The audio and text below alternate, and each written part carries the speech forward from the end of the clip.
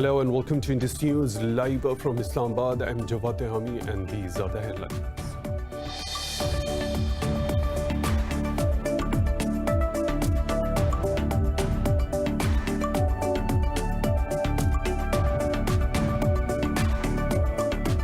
Azerbaijan's defense ministry has issued a final warning to Armenia as the death toll continued to rise in the second day of fighting over the Karabakh region. In a statement, Karabakh's self-declared defense ministry said another 28 Armenian troops were killed in the clashes, bringing the toll to 59.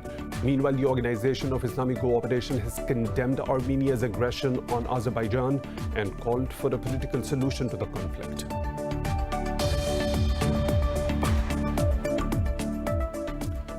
Pakistan says negotiating political process is the only and best solution to the Afghan conflict, asking all the stakeholders to remain vigilant about spoilers. Foreign Minister Shah Mahmood Qureshi said this while addressing a conference in Islamabad.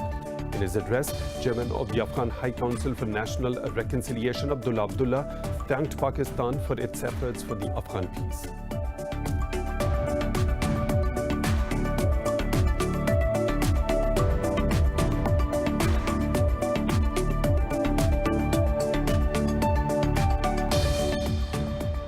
The global number of COVID-19 deaths has topped 1 million, while 33.2 million people have been infected. The deaths in the US, India and Brazil make up nearly half the total fatalities. In Pakistan, 8 more people have died from the virus overnight, taking the toll to 6,474 with over 311,000 cases.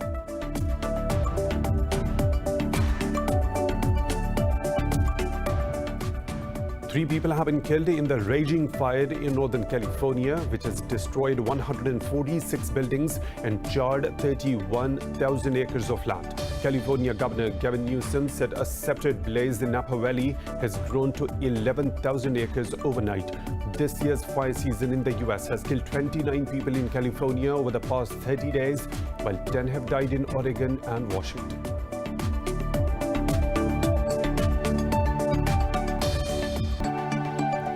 Those are the headlines and detailed stories right after a short break. Stay tuned.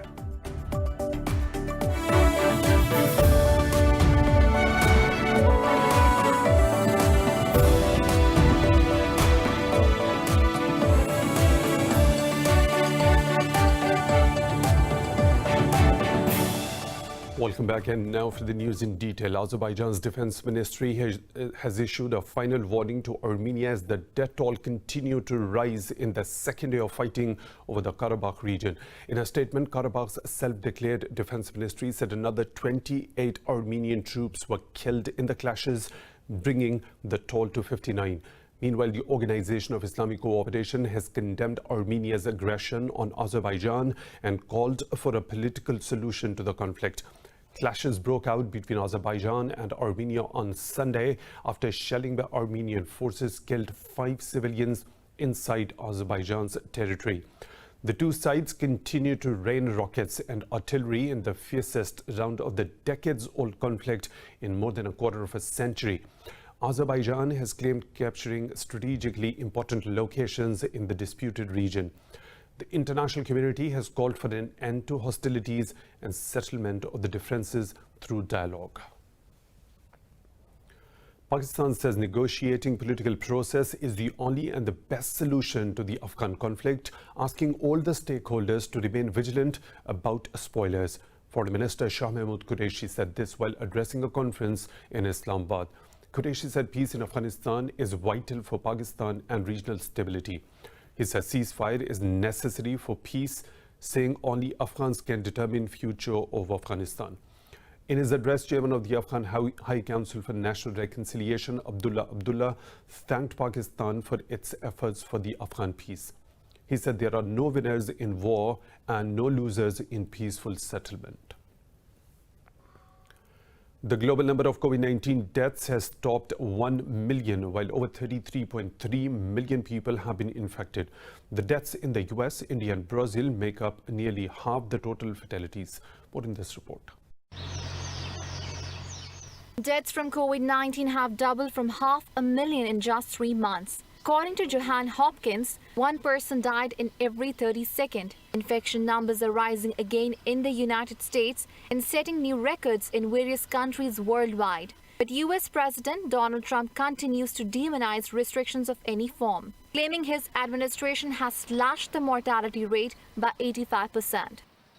Excess mortality compares total deaths during a pandemic to what we would be expected in a normal year. This is a critical measurement because it includes undetected China virus deaths along with deaths resulting from lockdowns.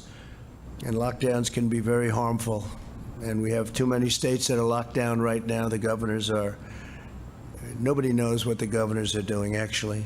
The rise of the second wave in Western Europe has forced states to consider reimposing restrictions amid rising infections. The UK has tightened its lockdown in northeast England, making it illegal for people from different households to mix. But the ailing economy has forced many countries to lift restrictions, despite skepticism regarding the resurgence of the virus. In his message on the global death toll hitting 1 million, UN Secretary General Antonio Guterres dispelled the notion that the pandemic is over. And still there is no end in sight to the spread of the virus, the loss of jobs, the disruption of education, the upheaval of our lives. We can overcome this challenge, but we must learn from the mistakes. Responsible leadership matters, science matters, cooperation matters, and misinformation kills. The WHO has also warned the pandemic still needs major control interventions. The World Health Body also announced the distribution of 120 million rapid test kits for low and middle-income countries. Iran's Foreign Minister Javad Zarif has slammed the UK, France, Germany and the US for pressuring Tehran on human rights abuses. Zarif has escalated a war of words between Iran and Europe after criticism. Addressing an event to commemorate Iraq war, Zarif said Germany and the Netherlands provided chemical weapons to Saddam to use against the Iranian people. He said Iranians will never forget the war crimes of the nations that now claim to champion human rights. Earlier, the UK, France and Germany summoned their Iranian ambassadors in a diplomatic protest of Iran's treatment of dual nationality and political prisoners. Meanwhile, Germany also issued a critical statement on Iran to the UN Human Rights Council on behalf of 47 European countries. Iraqi military says at least 5 civilians have been killed in a rocket attack near Baghdad airport. The military said Iraqi militia groups fired 2 Katyusha rockets on a house, killing 2 women and 3 children. The rockets were launched from the Al-Jihad neighborhood of Baghdad. The military accused criminal gangs and groups of outlaws of seeking to create chaos. It said Prime Minister Mustafa al-Kadhimi had ordered the arrest of the perpetrators. Rockets often target the American embassy in the capital and the US troops present in the Iraqi bases. In the past few months, at least 39 rocket attacks targeted American interests in Iraq. Hamas says joint action and intra-Palestinian dialogue is the best way to confront Israel and its sinister schemes. In a statement issued on the occasion of the 20th anniversary of the Al-Aqsa Intifada, Hamas rejected any agreement on normalizing ties with Israel. The statement said Palestinians will never stop claiming and fighting for their rights. It urged the Palestinians to frequently visit the Al-Aqsa Mosque in its defense and firmly confront Israeli forces and settlers. The group said it will unify Palestine as it faces acute dangers by the world's recognition of Jerusalem as the capital of Israel. It also slammed the Arab League for failing to reject the normalization deals with Israel, saying organization didn't fulfill its responsibility.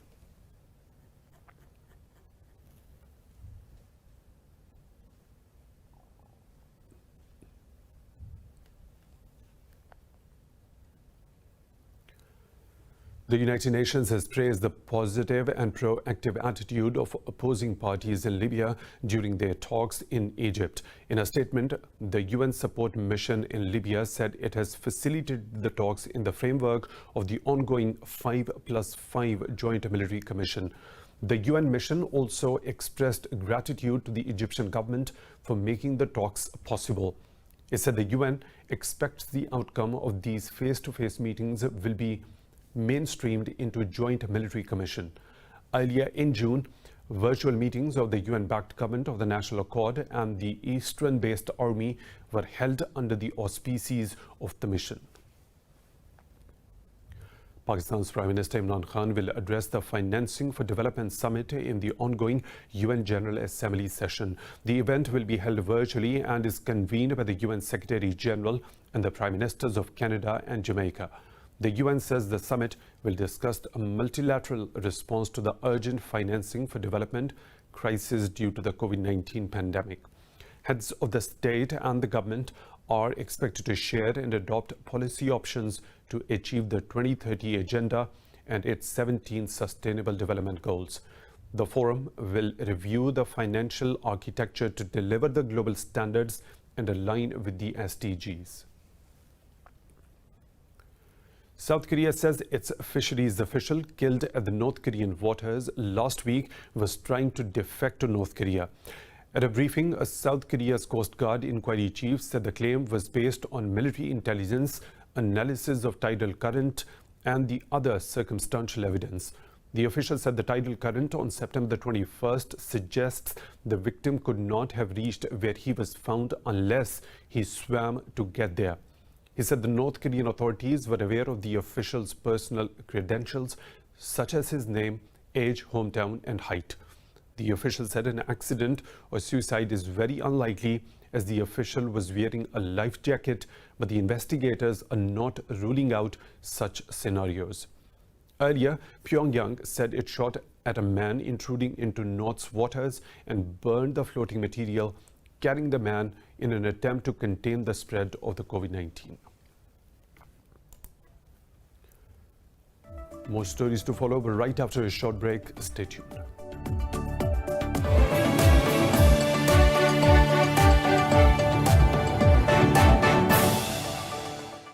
Welcome back. The United States has imposed sanctions on a Cuban company controlled by the military. In a tweet, Secretary of State Mike Pompeo said AIS funds a government's oppression at home and interference in Venezuela. He said the company skims money from remittances of Cubans. Pompeo added the fresh sanctions will reduce the government's capacity to repress its own people. Last week, Washington restricted the import of cigars and liquor from Cuba. 3 people have been killed in the raging fire in Northern California, which has destroyed 146 buildings and charred 31,000 acres of land. California Governor Gavin Newsom said a separate blaze, glass fire in Napa Valley, has grown to 11,000 acres overnight. California Department of Forestry and Fire Protection said over 70,000 residents have been advised to evacuate. More than 1,000 firefighters are battling the glass fire as authorities investigate the cause of the blaze. Pacific Gas and Electric Company says over 100,000 homes and businesses have suffered power outages across Northern California since Sunday. A substantial number of structures have been damaged, wineries and other structures in and around the area.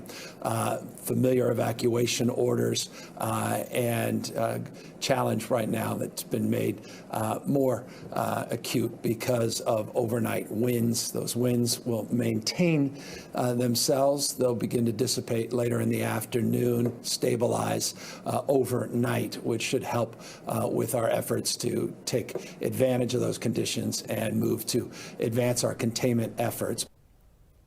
This year's fire season in the U.S. has killed 29 people in California over the past 30 days, while 10 have died in Oregon and Washington. Now, moving on, coronavirus has hit the world economy hard, particularly the airlines industry. This has led to the mass redundancies and slashed routes all across the globe. Forced to find inventive ways to recover, South Korea's national flag carrier, Korean Air, has transformed 2 of its passenger aircrafts into cargo carriers. More in this report. The situation Korean Air is facing is not too dissimilar from what ails the rest of the world. Among other problems, the company is reeling through cash starvation. General Manager Shim Jae-woo says the international travel has reduced considerably following the pandemic. Fewer tickets are being sold, operating loss and poor cash flow are the biggest blow to our company. Despite travel being reduced, consumption has not waned as air freight rates are up amid COVID-19. This has created a small window of opportunity for airlines to bag some profit. Impacted by the COVID-19 pandemic, converting passenger jets into cargo carriers puts more airplanes into use and helps generate additional revenue. Another South Korean major flag carrier, Asiana Airlines, has also overhauled 3 of its passenger aircrafts to transport cargoes. The conversions might give a little relief to the struggling airlines, but it takes time for the industry to completely recover from the losses. A designer in Thailand is throwing his support for the pro-democracy movement through his new version of school uniforms. More about his new school collection in this report. In Thai classrooms, showing a rebellious or creative streak through what you wear is difficult. School uniform rules are strict down to how pupils' hair should be cut and the type of socks and shoes they are allowed to wear. But as students around the country push back against what they call archaic rules and join a broader pro-democracy movement, a young clothing designer is throwing his support behind them in a colorful way. Kin Thanspoon has taken the typical uniform for girls and boys and blown them up into exaggerated versions with huge collars and sleeve ruffles. The uniform is not an indication that tells how students will turn out in the future. You can't just use the outdated values to say that a student is good because they follow the correct attire. If they're not properly dressed, the student would be deemed unruly and bad. You can't measure them like that. Kin's collection, called Rule Breakers, is based on the Dowdy uniform but is made to order and can be worn by anyone. But his creations are not just for fashion, in hopes that his designs would also help change the mindset of people. In the end, the uniforms that break away from traditional structures, although they still resemble uniforms, they are creative. I want to support kids so they can be as creative as they can. Kin's out-of-the-box designs have caught the attention of intimate women's apparel brand, Cole, and they now are collaborating to create a ready-to-wear uniform. The exclusive collaboration has just been launched in June, with prices ranging from $100 to $475 a piece.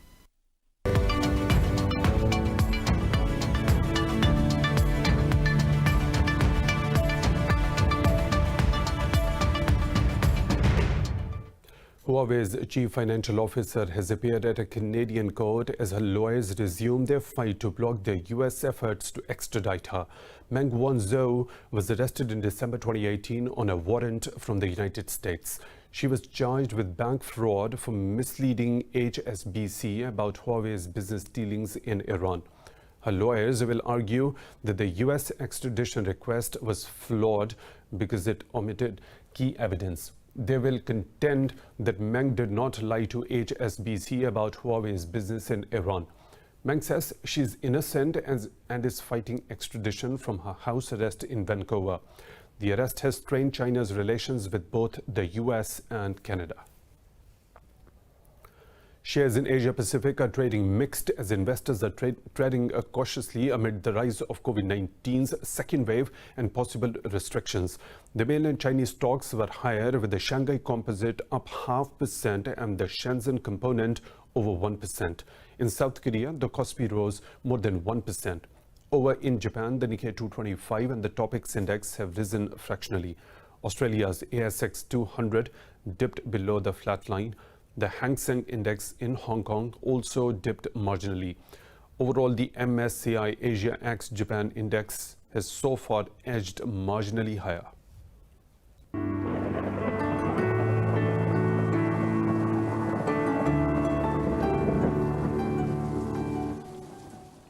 And now the weather situation from around the globe.